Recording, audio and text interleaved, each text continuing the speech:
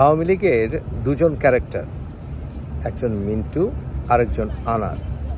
এই দুজনের ভেতরে আওয়ামী লীগে মিন্টুর ডেডিকেশনের ইতিহাস অনেক পুরনো।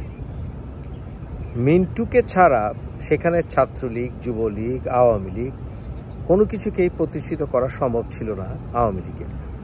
আওয়ামী লীগের সাথে মিন্টুর সম্পর্ক একেবারে তার কিশোর বয়স থেকেই। কিন্তু এরপরেও আনারকে আওয়ামী লীগ যোগ্যতর মনে করেছে বারবার এমপি হিসাবে পাওয়ার জন্য। কারণটি কি? মূল কারণ ছিল আনারের ভারতের সাথে সম্পর্ক।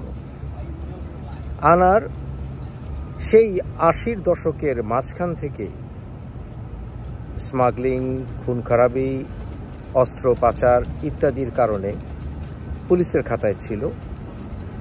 বারবার সে সেখানে দৌড়ের উপর ছিল।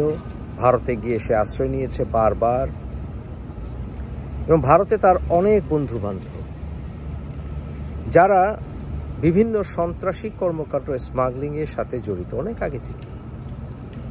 এমনকি মৃত্যুর আগেও আনার যেই পথ দিয়ে ভারতে গেছে, যে বর্ডার দিয়ে, সেই বর্ডারটি ভারতীয়দের কাছে অত্যন্ত সুপরিচিত স্মাগলিং রুট হিসেবে, যেটা ভারতীয় বিভিন্ন সংবাদ মাধ্যমে বারবার আলোচিত হয়েছে যে একজন এমপি হয়ে উনি কেন এমন রুট দিয়ে যাতায়াত করতেন। আপনারা দেখেছেন যে আনার একটি ভ্যানে করে বাংলাদেশের পতাকা লাগিয়ে নিরুদ্দেশ যাত্রা করেছিল খুন হওয়ার আগে। এই আনারের সাথে ভারতের সন্ত্রাসীদের যোগাযোগ অনেক আগে থেকেই ছিল, এবং বারবার ভারতে তার পালিয়ে যাওয়ার ইতিহাস তাই প্রমাণ করে। সে যাদের বাসায় থেকেছে, সোনাকার বাড়িদের, অথবা তার যেই বন্ধু আখতারুজ্জামান, সে যার বাসা ভাড়া নিয়েছে, কাস্টমসের অফিসার, এরা সবাই আপনারা দেখবেন প্রমাণিত হবে স্মাগলিংয়ের সাথে জড়িত। তাদের অবৈধ অনেক টাকা পয়সা আছে। ঝিনাইদহ বাংলাদেশের একটি বর্ডার অঞ্চলের জায়গা, যেখানে আসলে স্মাগলারদের রুট সবার জানা। 1996 সালে কমনওয়েলথ ইলেকশন মনিটরিং টিমের সাথে আমি ছিলাম, এবং সেই সময় বারমুডা থেকে যে ডিপ্লোম্যাট এসেছিলেন তার সাথে আমি সেই অঞ্চল ভ্রমণ করেছিলাম। সাতক্ষীরা, ঝিনাইদহ, খুলনা, এবং থাকতাম প্রতিটি সার্কিট হাউসে এবং তথ্য সংগ্রহ করতাম। আমরা তখনই জানতাম যে সর্বহারা, বামপন্থী ইত্যাদির দাপট সেখানে অনেক আগে থেকেই, এবং সেই অঞ্চলটি নিয়ন্ত্রণ করত মূলত এই সকল গুন্ডারা। সেখানে পুলিশ কোনো একটা কাজ করতে পারত না।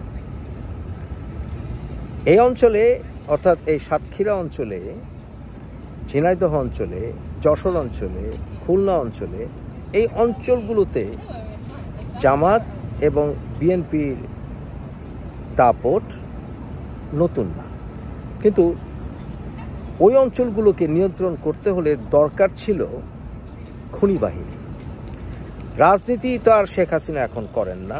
উনি বারবার যে নির্বাচিত হয়েছেন, পাতানো নির্বাচন, এই নির্বাচন প্রক্রিয়ায় কোনো রাজনীতিবিদদের প্রয়োজন নাই। তাই মিন্টুর প্রয়োজনটা শেখ হাসিনার কাছে ততটা না।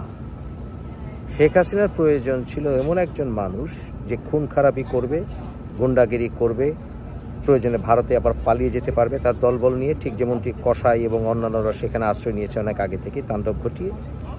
এবং এদের নেটওয়ার্ক সম্পর্কে আনারের মতো মানুষ পরিচিত, এবং প্রয়োজনে আবার এই অঞ্চলে এনে তাণ্ডব তারা ঘটাতে পারবে। সেই ক্ষেত্রে শেখ হাসিনা এবং আওয়ামী লীগের কাছে আনারের কদর অনেক বেশি ছিল মিন্টুর চাইতে। তাই মিন্টু আওয়ামী লীগের ডেডিকেটেড কর্মী হওয়া সত্ত্বেও এই স্মাগলারের কিং আনারের গুরুত্ব শেখ হাসিনার কাছে সবসময়ই বেশি ছিল, এবং তাই তিনি বারবার আনারকেই নমিনেশন দিয়েছিলেন। কারণ বর্ডার অঞ্চল নিয়ন্ত্রণ করতে হলে ভারতের সাথে যদি যোগাযোগ থাকে, তাহলে গুন্ডাগিরি, খুন খারাপি চালানো বিরোধী দলের উপরে সহজতর হয়ে যায়।